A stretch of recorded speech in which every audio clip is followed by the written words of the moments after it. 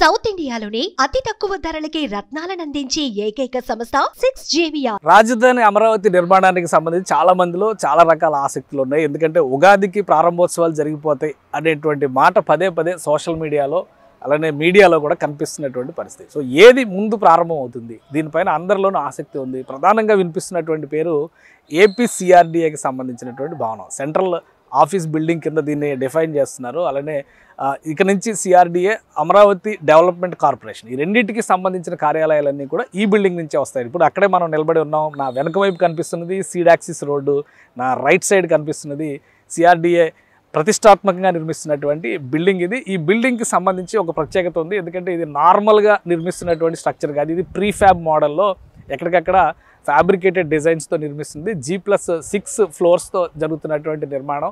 Already మీరు గమనిస్తే కనుక లోపల ఇంటీరియర్ వర్క్స్ జరుగుతున్నాయి. బయట నుంచి చూస్తే స్ట్రక్చర్ ఏమీ కనిపించట్లేదు. గతంలో ఓన్లీ రంగులు వేశారు. చంద్రబాబు నాయుడు గారు వచ్చి రెండోసారి ఈ పనుల ప్రారంభోత్సవం, అంటే గవర్నమెంట్ వచ్చిన తర్వాత పనుల ప్రారంభోత్సవానికి సంబంధించినటువంటి పూజలు ఇక్కడే చేశారు. ఆ తర్వాత ఒక పబ్లిక్ డిజైన్, ఒక 10 డిజైన్లని అక్కడ పబ్లిక్ కోసం ఓటింగ్ కోసం పెట్టారు. ఆ 10 డిజైన్లలో 10వ డిజైన్ ఏ షేప్, అమరావతిలో వస్తున్నటువంటి ఫస్ట్ బిల్డింగ్ కింద దీన్ని చూస్తే కనుక ఏ షేప్డ్ బిల్డింగ్ని పబ్లిక్ ఓటింగ్లో నంబర్ 1 పొజిషన్లో నిలిచింది.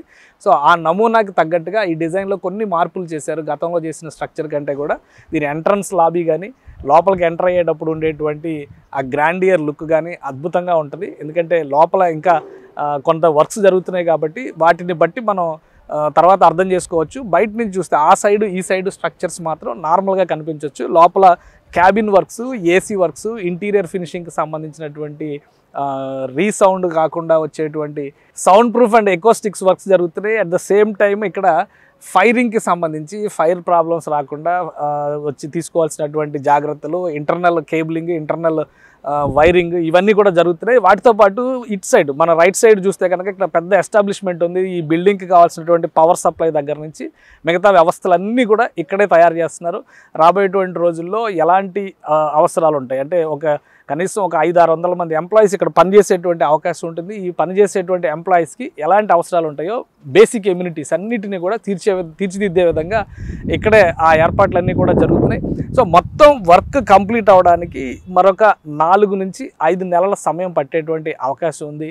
వీలైనంత వరకు ఉగాది నాటికి ఈ పనులు ఎలా ముందుకు తీసుకెళ్లాలనేటువంటి ఆలోచనలో ఉన్నారు. కొన్ని క్యాబిన్స్ ప్రారంభోత్సవం చేయడానికైనా అవకాశం ఉంటే కనుక ఉగాది నాటికి ప్రారంభించాలనేటువంటి ఆలోచనతో ఉన్నారు. అంటే అట్లీస్ట్ 2 ఫ్లోర్లు ఓపెన్ చేస్తే ఎలా ఉంటుంది అనేటువంటి ప్రయత్నాలు కూడా జరుగుతున్నట్టుగా తెలుస్తుంది. ఇంటర్నల్గా CRDA అధికారులు చెప్తున్నటువంటి ఇన్ఫర్మేషన్ బట్టి చూస్తే కనుక మొత్తం ఫినిషింగ్ వర్క్స్ చేయడానికి కనీసం 5 నుంచి 6 నెలలు పడుతుంది. మొదట అందుబాటులోకి రాబోయేటువంటి బిల్డింగ్ ఇదే.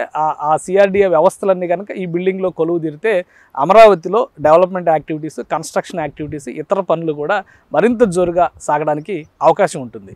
సుమన్ టీవీలో మీ పర్సనల్ అండ్ బిజినెస్ ప్రమోషన్స్ కోసం కింది నెంబర్కి కాంటాక్ట్ చేయండి.